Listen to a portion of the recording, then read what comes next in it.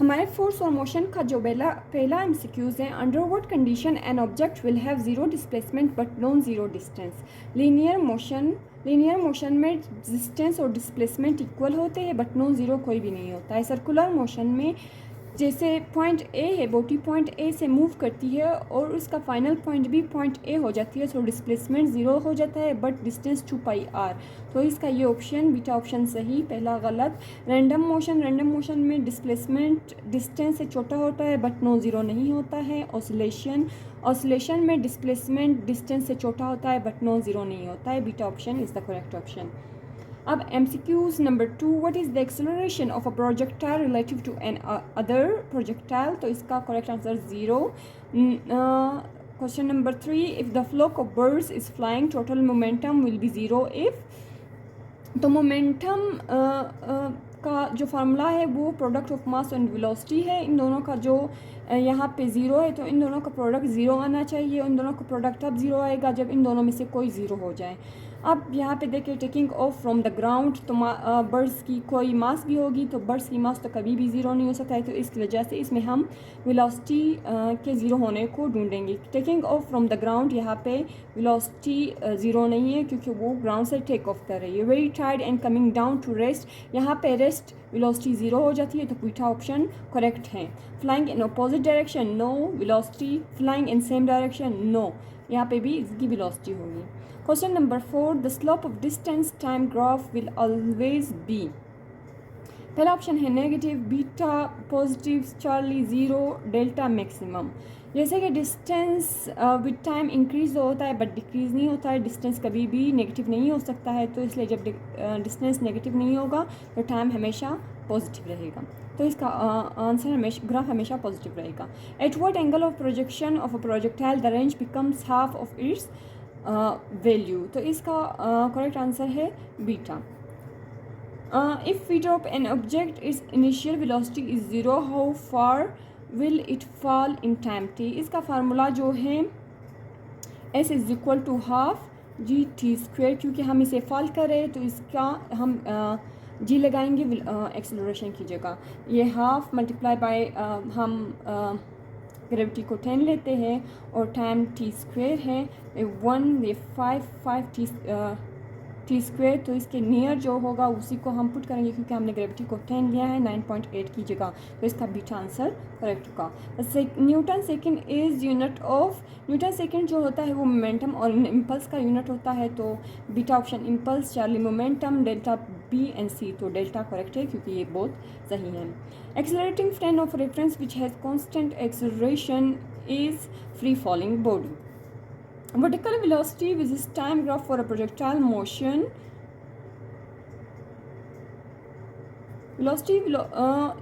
Vertical velocity which is time graph. तो ये जो बात हो रही है ये प्रोजेक्टाइल मोशन में जो एक्सेलरेशन ड्यू टू ग्रेविटी होती है उसकी बात हो रही है। चूँकि एक्सेलरेशन ड्यू टू ग्रेविटी हमेशा 9.8 होता है प्रोजेक्टाइल मोशन में, तो इज़ ऑलवेज कांस्टेंट। हमारा क्वेश्चन नंबर 10 है pseudo forces arises in inertial frame of reference, constant moving frame reference, rest of frame of reference, accelerating frame of reference. तो इसका correct answer होगा डेल्टा, क्योंकि pseudo forces को हम inertial frame of reference भी कहते हैं जो कि अराइज होते हैं due to accelerating frame of reference. वो एक ऑब्जेक्ट पे उसके फ्रेम ऑफ रेफरेंस की वजह से ही एक्ट करते हैं बजाय के फिज़िकल इंटरेक्शन के। और इसके जो एग्जांपल है उसमें सेंट्रीपिटल एक्सेलरेशन, सेंटीमीटल फोर्स और फ्रिक्शनल फोर्स इसके एग्जांपल्स हैं। क्वेश्चन नंबर 11 जो है the frame of reference could be fixed always, not fixed always, at rest, none of these. चूँकि ये एक कोऑर्डिनेट सिस्टम है जो कि पोजीशन और मोशन ऑफ एन ऑब्जेक्ट को मेजर करते हैं, तो इसलिए ये रेस्ट में भी हो सकता है और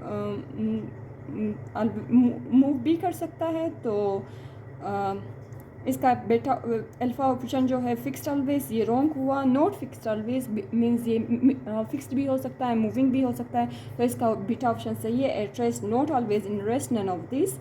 the magnitude of displacement is size of object A, straight line between distance between initial and final point. Size of object B, any distance between initial and final point. तो इसका जो करेक्ट आंसर है beta, shortest distance जो होता है वो displacement होता है. हमारा क्वेश्चन नंबर 13 है. A car travels 30 metre towards east and it takes turn and travel 40 metre towards west. Its average velocity after 30 second is. तो ये हो गया नॉर्थ, ये हो गया साउथ, ये हो गया वेस्ट, ये हो गया east.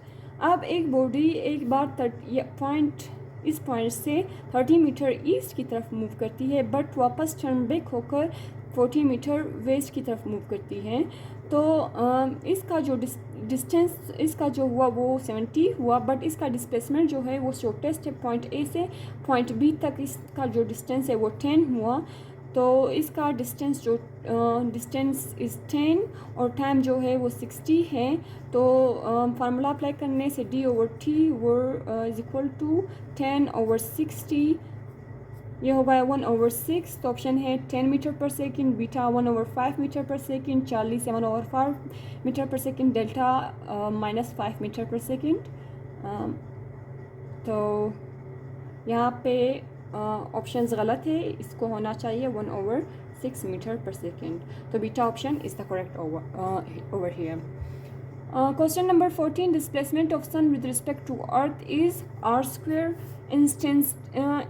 Instantaneous velocity is always positive, always negative, positive and negative, and not enough. तो ये always positive होती है. If the displacement is 15 meter and time 10 meter, the average velocity will be 15/10. ये हो गया 1/5 meter per second. तो beta option. Instantaneous velocity for a displacement function dt is equal to 2 minus 2t at any time is given by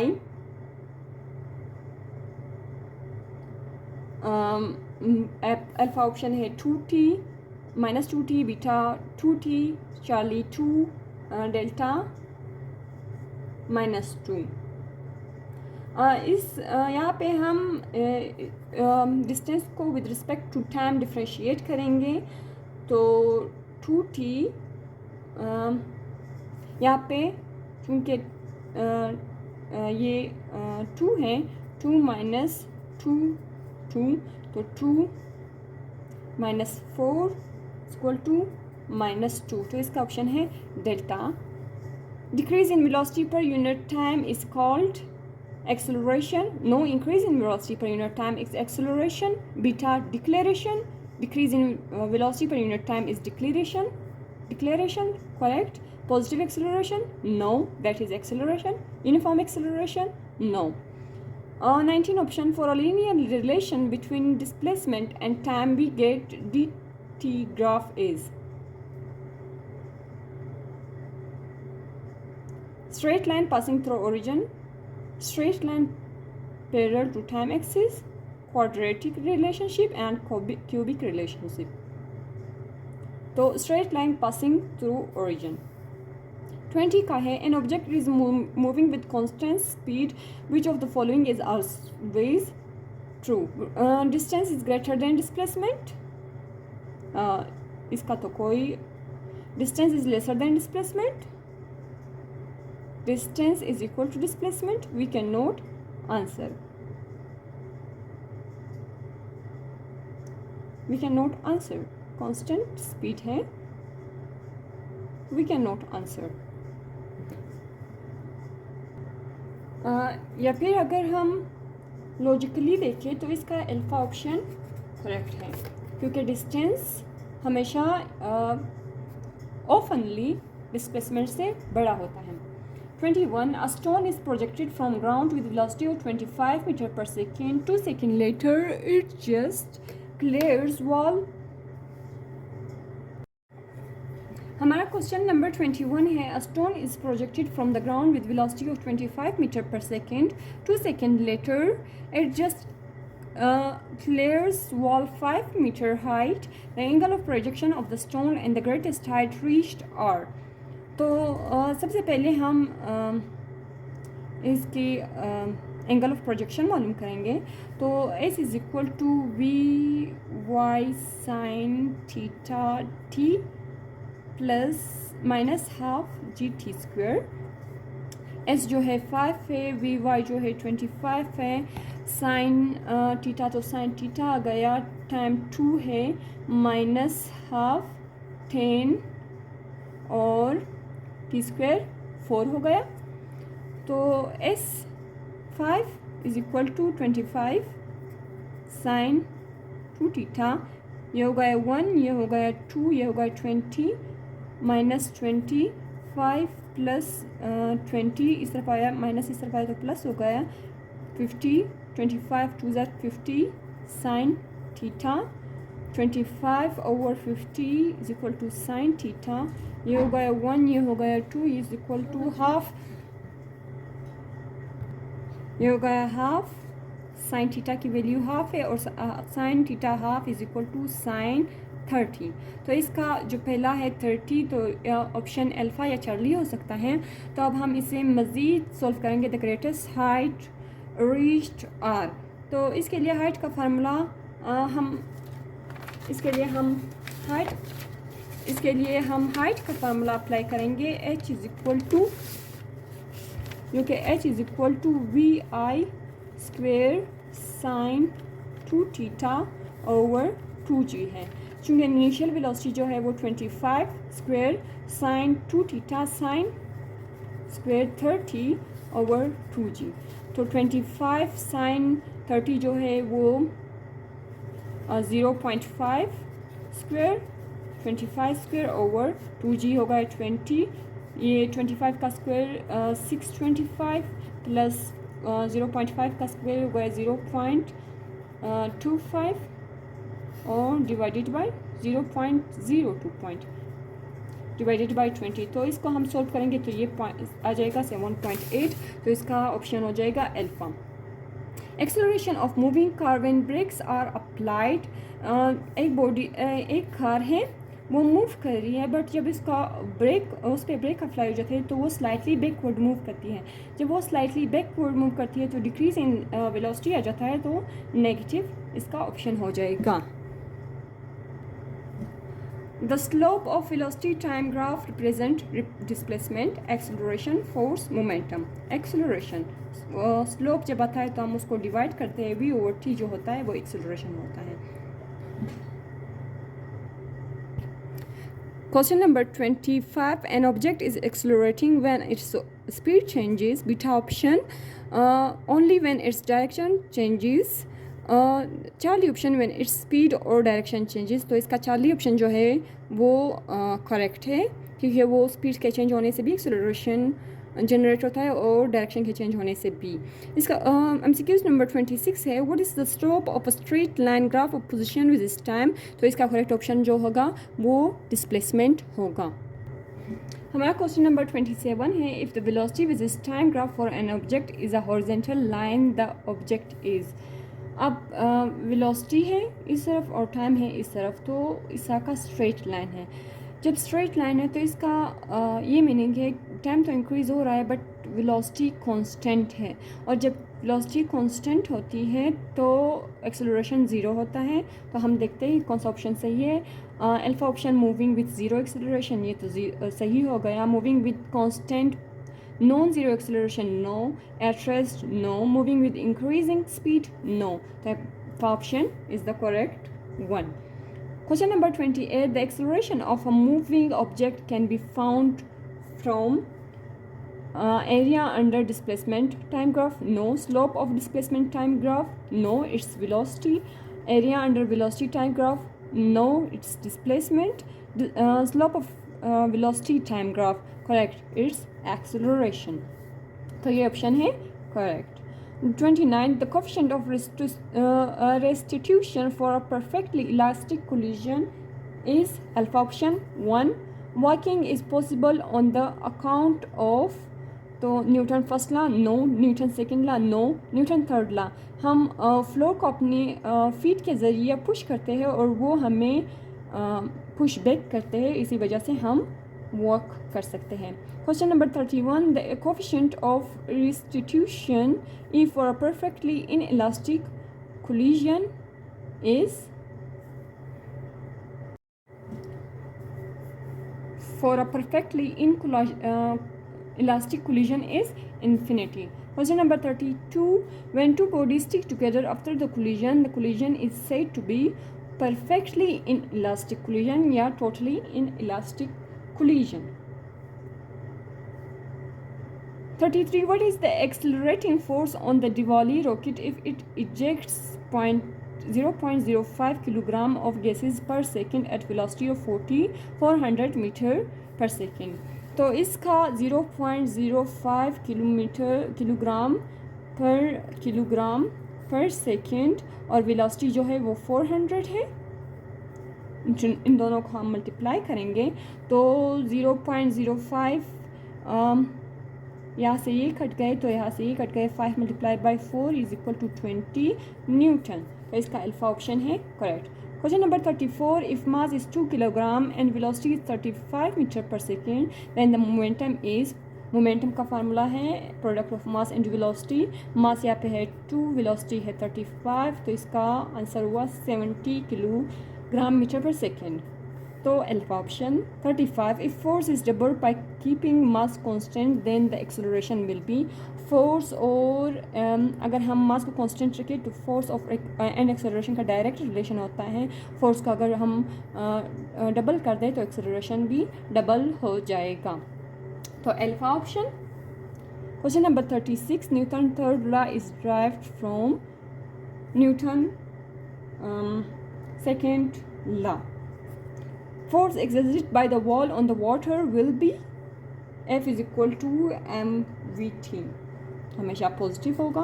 alpha, if car and truck move with same velocity and we apply same force on both, which body come rest first? तो यहाँ पे मास and velocity का inverse relation होता है। तो यहाँ पे car का मास लेस है तो इसकी वेलोसिटी ज़्यादा, तो वेलोसिटी तो सेम है। अच्छा ठीक है, मास ट्रक का मास ज़्यादा है, कार का मास कम है। तो अगर हम ज़्यादा वाले मास पे फोर्स लगाएं तो वो ज़्यादा टाइम लेगा रेस्ट में आने के लिए, और कार पे अगर हम फोर्स लगाएं तो कम टाइम लेगा क्योंकि उसका मास कम है। तो which body come rest first? तो alpha option. Question number 39, if the maximum horizontal range is 40 metre then what will be the height attend by the projectile motion? इसका फार्मूला ये है r is equal to 4h। Range जो है वो 40 है, तो हमें हाइट मालूम करना है। हम 4 को इस तरफ ले आएंगे, 4 divided by 4 is equal to h। तो ये हो गए 1, ये हो गए 10, यहाँ पे 10 ऑप्शन नहीं है। हाँ, यहाँ पे क्वेश्चन में एक मिस्टेक है, यहाँ पे 400 मीटर आना चाहिए, तो यहाँ पे 400 हो गए, यहाँ पे 400 हो गए, तो ये 100 हो गए। तो alpha option is the correct. हमारा क्वेश्चन नंबर 40 है, according to second law of motion which is correct, acceleration is directly related to mass. No, acceleration has no relation with mass. Acceleration is inversely related to mass. No, acceleration is directly related to force. I am sorry, Charlie option, acceleration is not related to mass, तो ये option सही, delta none of this. Question 41, car weight of 1000 has velocity 50 kilometer per hour. If mass 250 is placed in this, then velocity become। तो सबसे पहले हम initial momentum निकालेंगे। Initial momentum formula mv, तो मास है 1000 और वेलोसिटी है 50, तो हो गया 50,000 किलोमीटर पर हावर। तो हम फाइनल मोमेंटम निकालेंगे। फाइनल मोमेंटम में मास 1000 प्लस 250 है, तो 1000 प्लस 250 ये होगा 250 मल्टीप्लाई बाय वेलोसिटी। वेलोसिटी हमने मालूम करनी है, तो initial momentum is equal to final momentum. Initial momentum जो है 5 multiply by 10 power 4 is equal to final momentum है 250 v। तो हम 250 को इस तरफ लाएंगे, 1250 को इस तरफ लाएंगे, 5 multiply by 10 power 4 over 1250 is equal to v। जब हम इसको सॉल्व करेंगे तो इसका आंसर आ जाएगा 50। तो beta option is the correct one.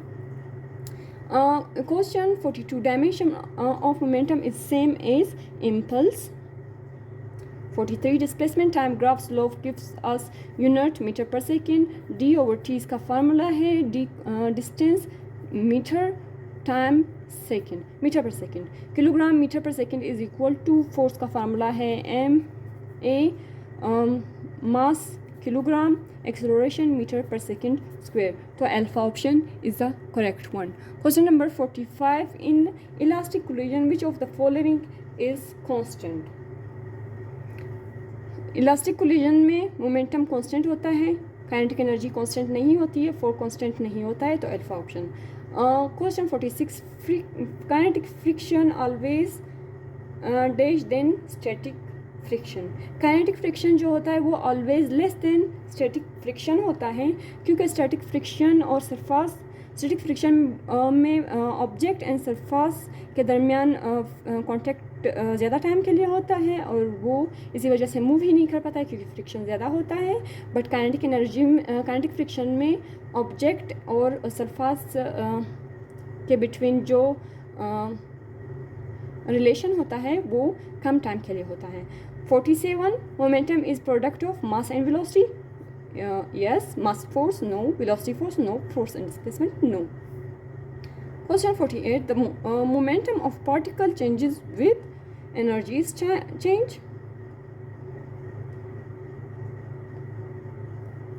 Force is applied, both, none. तो इसका आंसर है फोर्स इज अप्लाई। जैसे ही हम फोर्स अप्लाई करेंगे तो वेलोसिटी चेंज होगी, जब वेलोसिटी चेंज होगी तो मोमेंटम चेंज होगा। Question 49. The speed of object in particle direction is called, speed of object in a particle direction. अगर स्पीड का कोई डायरेक्शन ना हो तो वो स्पीड कहलाता है, अगर उसका कोई डायरेक्शन हो तो वो वेलोसिटी कहलाती है। The acceleration time graph for projectile motion will be straight line, क्योंकि उसमें ग्रेविटी का ही एक्सेलरेशन होता है, वो हमेशा कांस्टेंट होता है, 9.8 मीटर पर second square. Question 51. A mass accelerate uniformly when resultant force acting on it is zero. No, अगर उसमें फोर्स जीरो हो तो मास एक्सेलरेट ही नहीं करता है, constant but non zero. Yes, increasing uniformly with respect to time. No, अगर वो increase होगा तो एक्सेलरेशन भी इंक्रीज होगा। Question number 52. Which law of motion define force? First law of motion define force while second law of motion measure force. If velocity time graph shape is parallel to y-axis, the acceleration will be infinity. Question number 44. Body moves from rest with constant acceleration of 5. Its instantaneous speed at the end of the 10 second is. हमें acceleration दिया है, हमें time दिया है, हमें velocity मालूम करनी है। तो v over t is equal to acceleration, हमारे पास एक्सेलरेशन और टाइम है और हमें v मालूम करनी है, तो फार्मूला हो जाएगा e multiply by t is equal to v। a जो है वो 5 है, t जो है वो 10 है, तो 50 इसका आंसर होगा। 50 4 का 50